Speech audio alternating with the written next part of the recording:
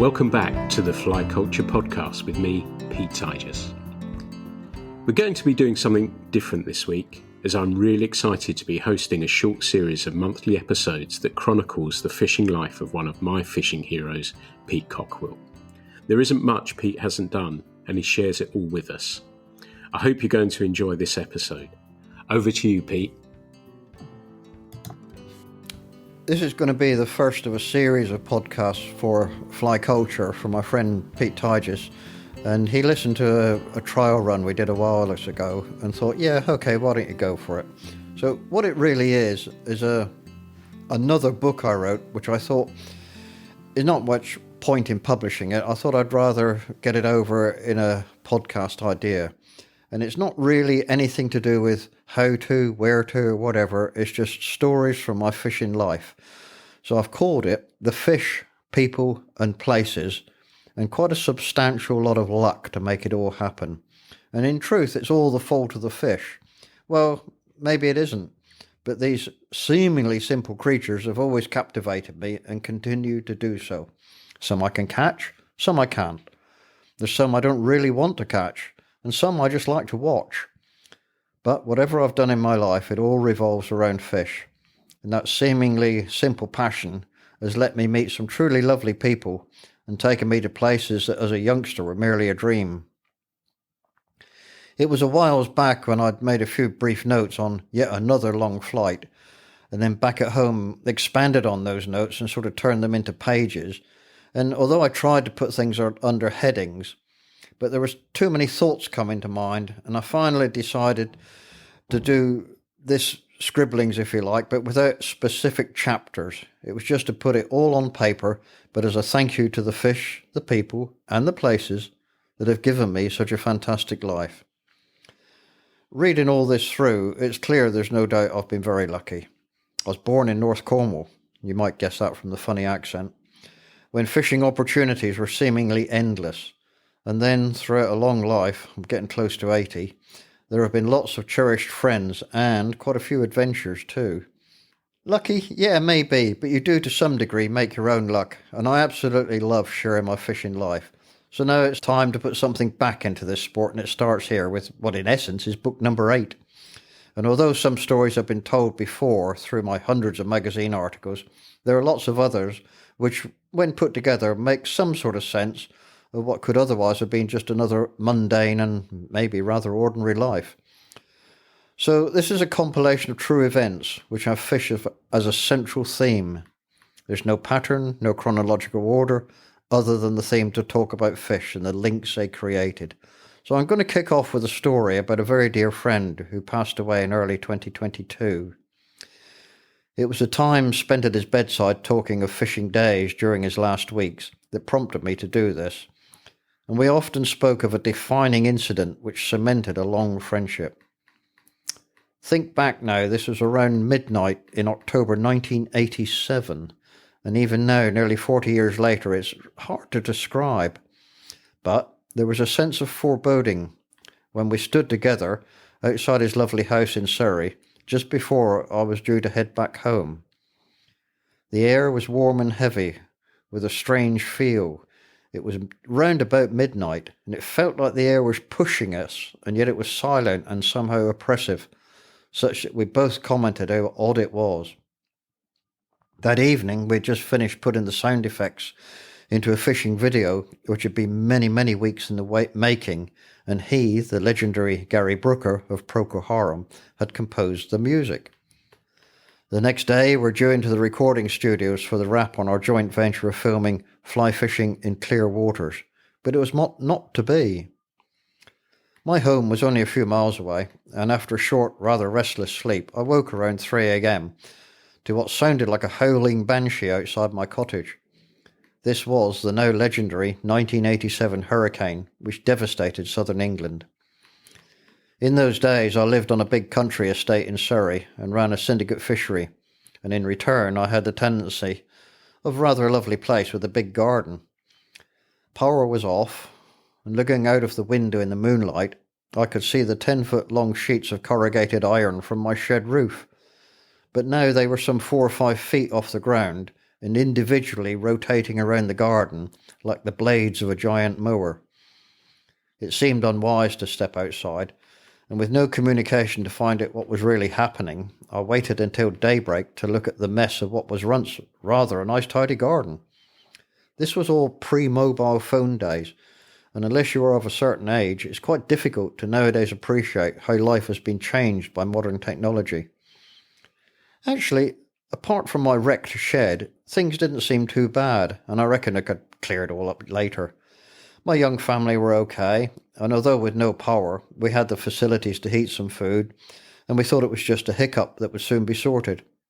So around about 7 a.m, I thought, well, I'll just carry on as normal. But as I went outside to the car, the estate owner pulled up in his Range Rover and shouted at me to grab a chainsaw and get to work. This shook me a bit, as we'd always had a pretty good arrangement, where I did more than my share without getting any hassle. I rashly said that I was away to work on the video, and in retrospect it wasn't the smartest thing to say. He got really mad at me and roared off, while I, somewhat perplexed, got in my car and trundled down the lane to the main road. Well, that was the plan, but 100 yards later I could see that the lane was completely blocked by dozens of fallen trees. So that was my introduction to many weeks of flat-out clearance work following that awful hurricane, which had felled many thousands of trees throughout the southern counties. At least it explained the weird feeling to the air that previous evening.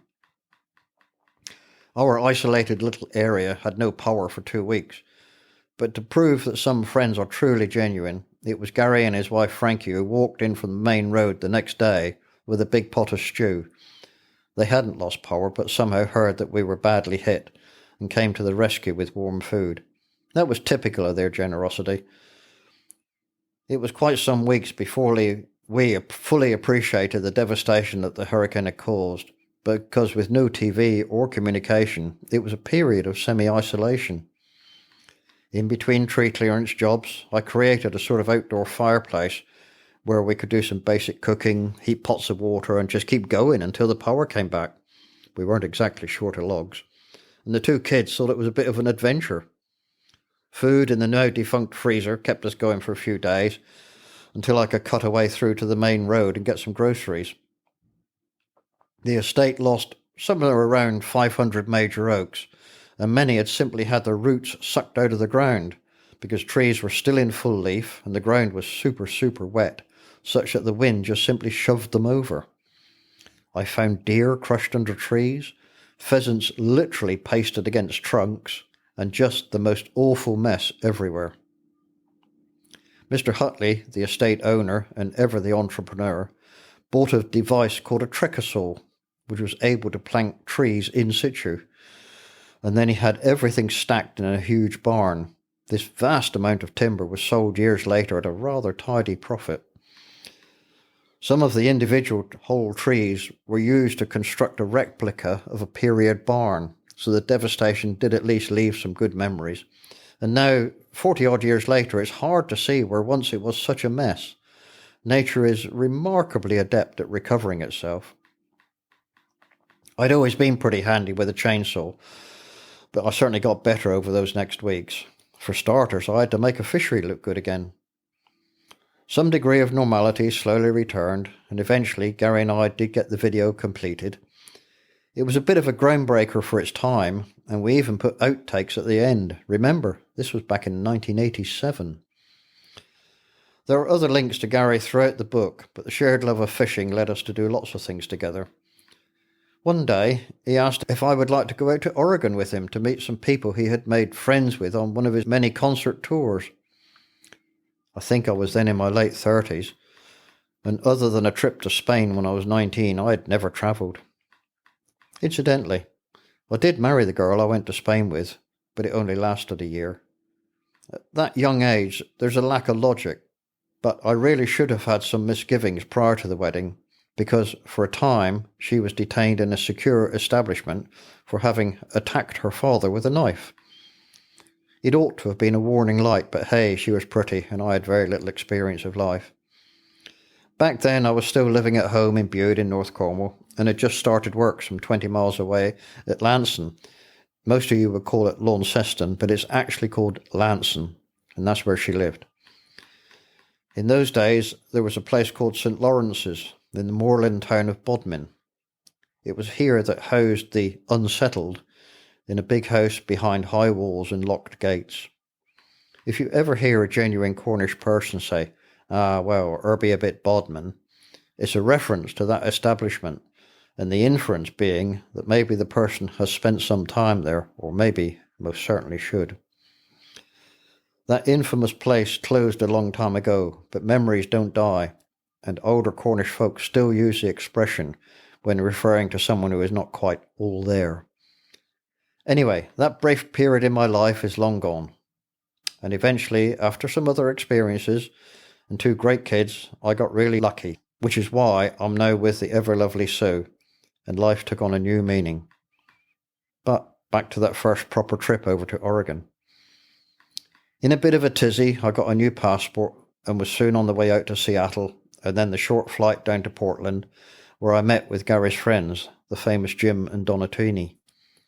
They were so welcoming, and it was the start of a lifelong friendship, such that we have many times stayed in each other's homes and had lots of memorable fishing trips, with the latterly just actually being on holiday with them, no fishing. Donna's sister, Carol, is married to Walker Hughes, and they too live in Gresham, Oregon, creating yet another enduring friendship, as well as more than a few fishing and hunting trips. Jim is a very well-known fly fisher and created the teeny nymph, that simple pheasant-tail pattern which catches anything that swims. He also developed the first ever fully integrated sink-tip fly line and has been one of the true innovators in the fishing world. A fantastic fisherman, he has a wonderful affinity with rivers and can quite literally map the river bed while he feels through it with his sinking lines. Equally at home on still waters or out on ocean flats, he is just such great company.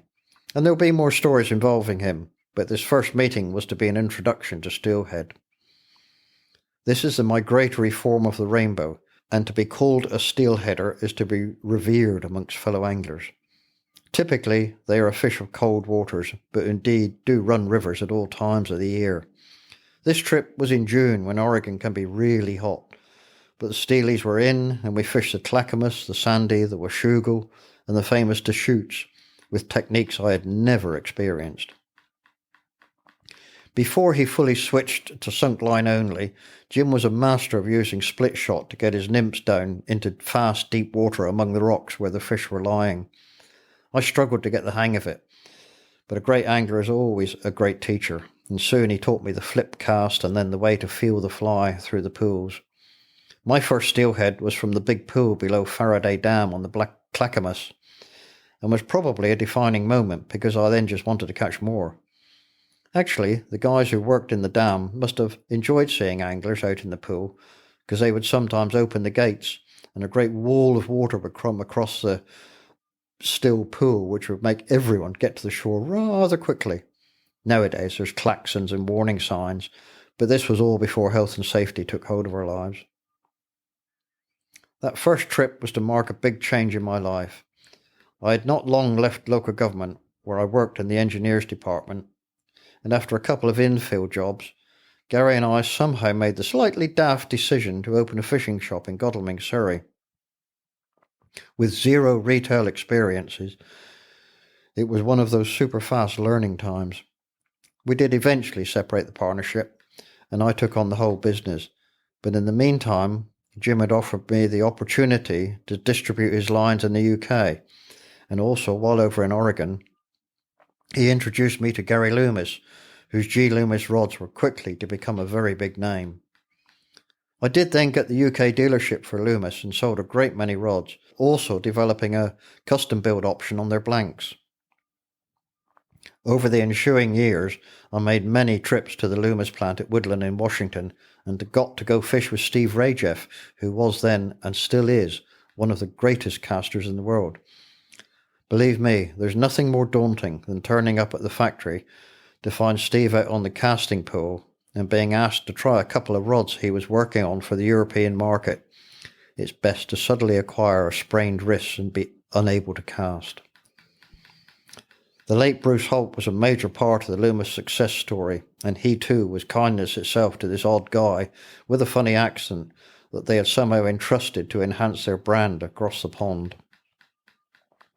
I certainly sold and distributed a lot of Loomis rods, even at one time buying the fabric for the tubes and then making up the tubes in the shop to go with blank builds. This was really all in the days of two-piece rods, with 3- and 4-piece models just coming into the market. I do remember actually coming through red at the UK Customs with a replica of a huge salmon I'd once caught and paying the appropriate dues, etc., while holding onto a big rod tube that had many thousands of dollars of Loomis blanks inside. I sort of forgot to declare that one. The shop was a dominant part of my life for 31 years and certainly led to some interesting events. The Godalming location lasted 11 years, and I then had the opportunity to move to a new site in Albury, 7 or 8 miles away. It was in the heart of the Albury Estate Fisheries and alongside the Drummond Arms pub, all owned by the Duke of Northumberland, and His Grace was kind enough to come along when we had a formal opening of the new shop. I had now gone game fishing only. Probably, if I'd had any brains, I should have gone wholly to carp fishing gear, but fly fishing was my thing. The move was a time of chaos, as I wanted to keep the business going as seamlessly as possible. My pal Ron Grisdale came up trumps and used his big vehicle to transport box after box, piles of rods and all the assorted debris that somehow accumulates in a fishing shop. I survived for another 20 years in this new location before the internet and other things began to hit small traders. Actually, we probably stopped at the right time, as I was already 70 and didn't want to take on another 5-year lease. Plus, of course, the subsequent lockdown of COVID would have finished us anyway. I always have believed that I will only have something if I can pay for it there and then. That's how I ran my life in the business. Never once did I fail to pay a bill. By paying early, it was possible to get a small discount, which helped towards margins. It also meant that if I wanted something which was in short supply, there was a damn good chance I could get it, as I was known as a good account. I had some pretty good brands, and alongside Loomis, Teeny and Abel, I did a lot with Bob Church, Leda, Shakespeare, Cortland, Fulling Mill, Vineyards, Drennan, and many others. It really was an interesting life, and my friend Bob once put my name to one of his range of rods, so there was the Peter Cockwill small fishery rod, for which I got a small payment for each one sold. Wow. But no, it never amounted to enough to retire. So anyway, I'd always been an active fly tyer, and I had a long friendship with that incredibly inventive fly tyer, the late Terry Griffiths, who had a prodigious accumulation of tying materials. On one of my South American trips, I managed to acquire him a couple of genuine condor feathers. You're not actually allowed to take them out of the country, so they came back with me inside a rod tube. And Terry did really appreciate them. It was actually a recognition of Terry's talents and some of my contacts that we were asked to go to Oxford a few times to meet up with Peter Drennan and design what became a famous range of fly hooks. They're gone now, but they were great days. And as all those years later, it's hard to appreciate just how busy my life was. The shop, the fishery, the family, and that's just for starters. The opportunity came to take on the prestigious Hardy account when another Surrey store closed its doors. It was pretty good for my shop's name. A few years later, I was asked to be the brand ambassador for Hardy, and that really was an accolade which I was very proud of. This was entirely down to Grant Harris, who was a man true to his word. He used to work in the other store in Surrey. If any of you know it, it was Jeffrey's in Guildford High Street. And when I heard it was due to close, I also knew that the up-and-coming mail-order Sportfish brand was looking for someone for their main store in Herefordshire. I was friends with the owners and told them about Grant. He got the job and went on to be their principal buyer, before moving on to eventually become the head of Shakespeare. That then became part of the Pure Fishing Group, which also owned Hardy. So now Grant was the overall head of it all, including Hardy. And one day, at a trade show, he came up to me and said, "Hey Pete, it's payback time. I want you to be part of the Hardy team." Now, that's a man with integrity, and we remain firm friends. Grant now has his own tackle business in Northumberland, and we still meet up.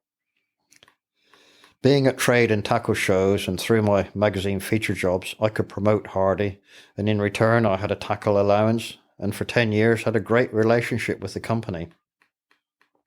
Howard Croston is a big part of Hardy and a twice world fly fishing champion. I'm not now with Hardy's, seems I'm a bit too old, but in the last year with them, it was Howard who asked me to test out a batch of prototype rods with the request that I use them and try to break them. Now that's an interesting request. So I took this selection of little 7 and 8 foot 3 and 4 weights to a carp fishery. With a 12-pound tippet, I caught a stack of carp up to mid-doubles and held them as hard as I could without letting them take any line. It wasn't pretty, but the rods didn't break. The guys in their bivvies looked horrified as to what a toothpick of a rod could do compared to their 12-foot 3-pound test curve mega latest carp tools. Then I took the batch of rods out on grass and using a weight forward 8 line, bear in mind these were 3 and 4 weights, I tried to belt it out as far as I could. Grossly overloaded, the rod still didn't break. So it's thanks, Howard, for trusting me. Nowadays, I live just a few miles from the only Orvis store left in the UK and have developed a guiding relationship with them when I take groups on days to fly fish for carp. We sure have a lot of fun, and Orvis now treat me as one of their pro team. It's a link we hope to expand with the development of the fishery, Deaver Springs, where I live. Time ticked on in my own tackle business, and on one of my Oregon trips I got to meet with Rick Pope, who was head of a new brand called Temple Fork Outfitters. He offered me the chance to handle the brand in the UK, and so I began to distribute their rods. It was pretty good for a while, until I found that another dealer had, shall we say, got in on the act and was trying to be Mr. Big. I dropped the brand as it was pointless trying to compete with someone who was just a discounter. He soon failed as bills weren't being paid, and then TFO asked me if I would restart. Nope, been there, done that. Shame, as the kit is great, and I still use one of their bright yellow instructors model when I start off people on corporate days. Actually, that wonderful man Lefty Cray was with TFO, and I had once met him on base camp in Alaska, and then again at the Fly Tackle Dealers Show in Denver, Colorado. Quite an honour to have known this doyen of the fly casting world. Many, many years before that, I had gone to a show in Surrey when Lefty was in the UK and demonstrating his exceptional casting talents. I was mesmerised. And it's only Charles Jardine and Hugh Morgan here in the UK who have similar talents. Both these guys are magicians with fly rods. A long, long time back, actually when I was still living in Cornwall, I got into competitive casting. It was so long ago that the newfangled glass fibre was only just taking over from split cane. Carbon fibre hadn't even been invented. Us little group of guys down in Cornwall thought that we were pretty good if we could achieve 20 yards with our ancient cane rods. Cane has always had its devotees, and custom-built models can often incur considerable expenditure and a wait of many, many years if ordering from one of the specialist builders. It's actually only very recently that I got to meet up with Luke Bannister, who lives down in Bude, where I grew up, and who has a marvellous business specialising in custom building rods and reels, as well as making superb furled leaders. Quite funny really, as it was at the British Fly Fair International, where I'm usually meeting so many people that it's hard to properly get round the show. This time I was handing over a bag of black bear hair at the Fishing for Schools stand for Charles Jardine, when I spotted Luke on the adjacent stand, and we were instantly swapping stories of the streams back at home. Those years of casting competitions were fun for a few years, and I sure did put in a lot of practice, especially at my favourite event, the Fly Accuracy. I was in awe of John Galsworth at those events, and his son Simon developed into a real ace before moving to the States and becoming internationally famous. Although he's now back at home, and he's always a pleasure to meet up with. We had a lot of fun back then, something I think a bit missing with a few of today's pro fly fishers. There was one particular event, the bait underhand distance, which was always tricky. It's bait cast in spinning gear with a 5/8 ounce rubber plug, and it's not easy to get a good strong underarm flick to get the distance. Anyway, I made up a really short rod from an old broken one, so that when standing, the tip would just clear the ground alongside me. That let me get a huge swing, and the plug went a really long way. It's all pretty good, or so I thought, until over the tannoy came the announcement that I was disqualified because of using non-conventional gear. Shame that. At that same event, Roy Buckingham, who was resident guide at the lovely Arundel Arms in Lifton, had somehow got a hold of the very latest super-duper Abu multiplier. His first cast in the conventional bait distance event cleared the pond, the trees at the far end, and landed in the car park. This time, over the tannoy, came the words, "Okay, Mr. Buckingham, you've won. Who's next?" I really actually enjoy fly casting. Nowadays, especially with the big 15-foot spey rods, but I'm not a patch on some of our great demonstrators. Many years ago, I met up with Huel Morgan at a John Norris Open Day, and I got to try his trout fly distance event, with which he had set the British record. No, that rod and line combo was something else, and it takes a real talent to keep the lead core line in the air on the back cast with the 15 rated rod. My elbow gave in pretty quick. Open days and shows are fantastic opportunities to meet old friends and to bump into fly fishers I've met on waters all around the country. Lots of fun, and a bit like trade shows from my shop days. These were big events, and I loved going to them, seeing the new product and meeting friends. One year, as I say, I did go to the Denver Fly Tackle Dealers Show over in Colorado, and that was huge. I arranged there to have a selection of plastic fly boxes with fish logos and the shop name put on them, and they sold really well. I absolutely know for certainty that my standards in business led me to have wonderful contacts, and I can look back on the 31 years as quite a milestone in my life, even if those long hours behind the counter were a bit tedious at times, especially if we had a succession of WMBMs come through the doors. That stands for the world's most boring men. Some would take anything up to an hour to choose 2 flies. It's true. And the old-style chalk streamers really were sticklers for pattern, and goodness knows only what happened if they somehow got hitched up in a tree. But there were many, many more truly lovely people who often became firm friends. And even now, as I'm writing this many years after the shop closed, they often come to see me and reminisce about the good old shop days. It's a bit like where we live now, in that anglers are always welcome to come and have a cup of tea and a natter. Actually, you never quite knew who would be next through the shop door, or indeed at the fishery here in Hampshire. Although Deaver Springs is no longer a day ticket water, we have many great friends who are often around catching up on gossip. Back when Robson Green was filming his worldwide fishing shows, they were called Extreme Fishing, he was often in the shop to see me for some kit. He only lived a few miles away at the time. Lovely man, he was always charming to anyone else who might be in the shop at the time.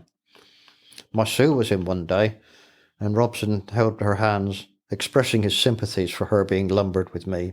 He's a sweet guy. Our Godalming shop often also saw Jim Davidson, and I remember him at Run Christmas when he was so lovely to my son Jeff, who was working in the shop in those days. Bernard Cribbins lived not far away and loved to come and talk fishing, which he had always been very, very keen on. We met many times, eventually getting to be regulars at his Weybridge home. He had the most amazing memory of his immensely fulfilling career and loved to talk about it. His close fishing friend was John Goddard, and one of my little good deeds was to fix for them both to fly fish carp on a lovely summer day. John was failing by then, and it turned out that it was his last ever fishing trip. But my goodness, he was an ace even then. A bit more of John later, but what an honour in my life to have been friends with both these great men. All sorts of things happen when you run a business, and little things like alarms and insurance can take away a big chunk of the turnover and cause the occasional incident. Alarm calls always seem to happen in the dead of night. There was one call out when I rushed from home at around 3 a.m, only to find that the detector had been triggered by a mouse. The police had turned up too. Bit unusual, that. And one officer asked if I had a drink that night. Well, yes, I had. A nice whiskey before bed, and I was not expecting to have to get up at 3 a.m. He looked at me and said, "Drive home carefully, sir." Whew, that was a close one. The shop had a roller shutter inside the door, and arriving early on a super cold morning, there was an icy lump just outside the door where the guttering had been dripping. It didn't register on me until I went to open the door to then reach down to unlock the shutter.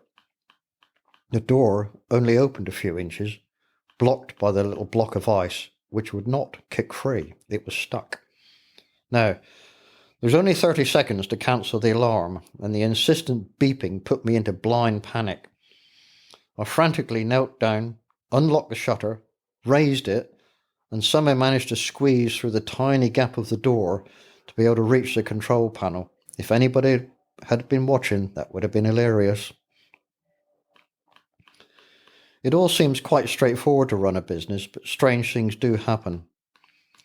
For reasons yet beyond understanding, I opened the shop one New Year's morning, and, naturally, it was deathly quiet as I trundled into the car park, which I shared with a pub. As I crossed the bridge over the little stream, there was a bump at the back, and I'd somehow run over a duck. Not just that, but it had made an awful mess of the bridge. So I had to clean it up and dispose of the body. Popped into the shop, got a bowl of water and a brush. There I was, scrubbing the bridge as best as I could. I needed another bowl of water to wash it down, so I leaned over the bridge to fill my bowl.